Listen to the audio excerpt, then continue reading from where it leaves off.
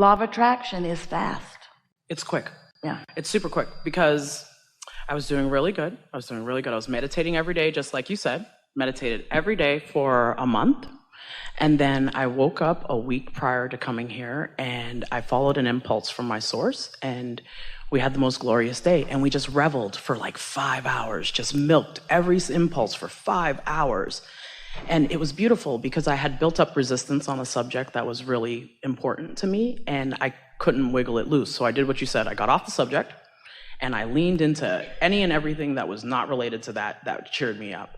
And then, which is what our previous friend was asking, should I surrender? And we're saying, you're surrendering the resistance. You're not giving up the desire. You are releasing the resistance. And there's a big difference. Sometimes when people use the word surrender, to them it means just give this up. Just give it up already. It's not coming, just let it go. That's not what we mean. We mean give up the resistance by distracting yourself or by focusing upon things that feel better, and then off you go. And so off we went.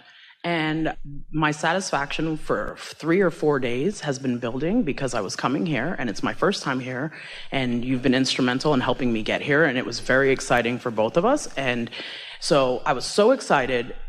I dropped this gigantic piece of resistance on this thing that I wasn't talking about and then it flowed into my existence. And then I was like, oh, contrast. But we are doing step 4, so it's okay. The contrast was great. The clarity that came from it, the clarity that came from this contrast answered the questions that I had been asking and pestering my source about. And so when the contrast came this time, it wasn't overwhelming. It wasn't distressing. It wasn't something that I let take me and run me into the bushes. It was something that I was able to absorb, allow, let it flow, and then recenter myself. Well, let's talk about this because we've been talking for a while, and it's certainly what you're reintroducing here is the subject of step 5. Step 1 is ask. Step 2 is source answer. Step 3 is you get into the receiving mode. Step 4 is you are really good at being in the receiving mode. It's odd that a step would be about the other step, but step 4 is really mastering step 3, mastering being in the receiving mode. Step 5 is you're back in step 1 and you're not upset about it. You're back in step 1 because you understand the value of the contrast. So now let's talk about this new here right now. So let's tell the story the way you told it. You were paying attention to how you felt. You stayed off of a subject by staying on another subject. You chose resistance-free subjects and managed to maintain a substantial period of time and therefore period of attraction, therefore period of allowing thoughts to turn to things where you were allowing what you wanted to flow into your experience. Resistance was very slight. And then, because of that, you were satisfied and more, yes? Mm-hmm. Satisfied and more. So now, here's a question we have for all of you. So if you're satisfied and more, meaning satisfied and frisky and exhilarant and happy and loving and all of those things. So if you're satisfied and more, and you then receive an experience that formerly you called resistant in nature, our question to you is, if you are substantially satisfied or more, are you not substantially in the receiving mode of source? And therefore, isn't what you are now attracting part of the process to get you to where you want to be? Isn't that a strong differentiation for you? Things that you have previously been saying, oh, something negative is happening, I must be negatively attracting. But if you have isolated, if you have shown yourself that your vibration is stable and you know that you have been in the resistance-free zone, and then while in that resistance-free zone, you get an impulse or something happens that calls your attention to it, that's what step 5 is. Step 5 is being satisfied even when contrast is showing itself to you. So let's play that the other way. Let's say that you've been dissatisfied and not satisfied and not satisfied and worse, not satisfied and more than not satisfied, dissatisfied and more than not satisfied, and some piece of something comes to you. What influence were you under? That's the question. Under what influence did this new experience happen? Was it sent by source, or was it something you picked up along your physical trail? Isn't this clarifying to you? Haven't you been wondering about these things?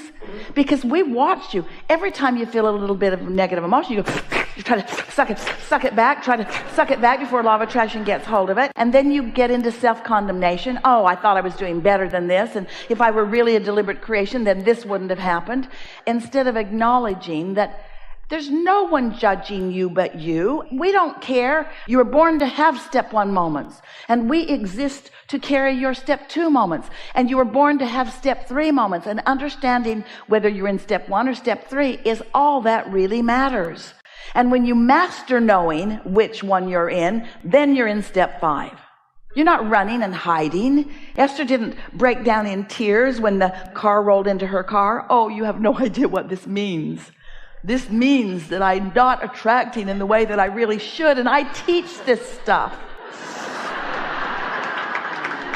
I'm in a magazine. I'm the 27th most spiritual person on the planet.